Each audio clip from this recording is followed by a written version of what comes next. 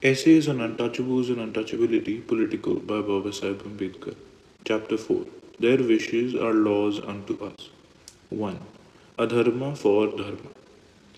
Anyone who reads of the lawlessness of the Hindus in suppressing the movement of the Untouchables, I am sure, will be shocked. Why does the Hindu indulge in this lawlessness is a question he is sure to ask, and none will say that such a question will not be a natural question, and in the circumstances of the case, a very pertinent question. Why should an untouchable be tyrannized if he wears clean clothes? How can it hurt a Hindu? Why should an untouchable be molested because he wants to put on a tiled roof over his house? How can it injure a Hindu?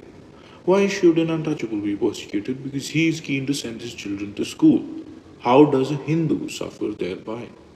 Why should an untouchable be compelled to carry dead animals, eat carrion, and beg his food from door to door? Where is the loss to the Hindu if he gives these things up?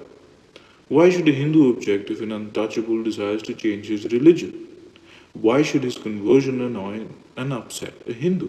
Why should a Hindu feel outraged if an untouchable calls himself by a decent, respectable name? How can a good name taken by an untouchable adversely affect the Hindu? Why should the Hindu object if an untouchable builds his house facing the main road? How can he suffer thereby? Why should the Hindu object if the sound made by an untouchable falls upon his ears on certain days? It cannot deafen him.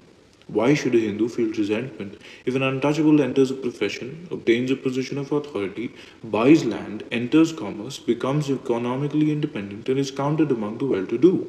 Why should all Hindus, whether officials or non officials, make common cause to suppress the untouchables? Why should all castes, otherwise quarreling amongst themselves, combine to make, in the name of Hinduism, a conspiracy to hold the untouchables at bay?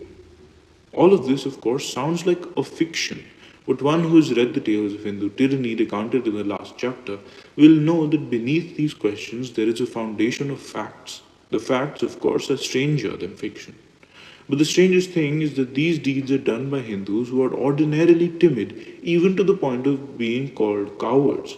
The Hindus are ordinarily a very soft people.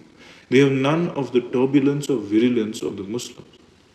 But when so soft a people resort without shame and without remorse to pillage, loot, arson, and violence on men, women, and children, one is driven to believe that there must be a deeper compelling cause which maddens the Hindus on witnessing this revolt of the untouchable and leads them to resort to such lawlessness. There must be some explanation for so strange, so inhumane a way of acting. What is it? If you ask a Hindu why he behaves in his savage manner, why he feels outraged by the efforts which the untouchables are making for a clean and respectable life, his answer will be a simple one. He will say, what you call the reform by the untouchables is not a reform. It is an outrage on our dharma. If you ask him further where this dharma of his is laid down, his answer will be again a very simple one. He will reply, our dharma is contained in our shastras. A Hindu in suppressing what, in the view of an unbiased man, is a just revolt of the untouchable against a fundamentally unbiased man,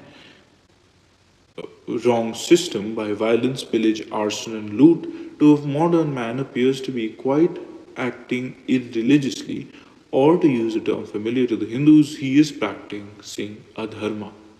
But the Hindu will never admit it. The Hindu believes that it is the untouchables who are breaking the dharma, and his acts of lawlessness, which appear as adharma, are guided by his sacred duty to restore dharma. This is an answer, the truth of which cannot be denied by those who are familiar with the psychology of the Hindus.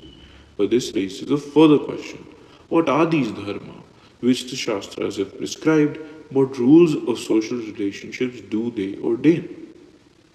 The end.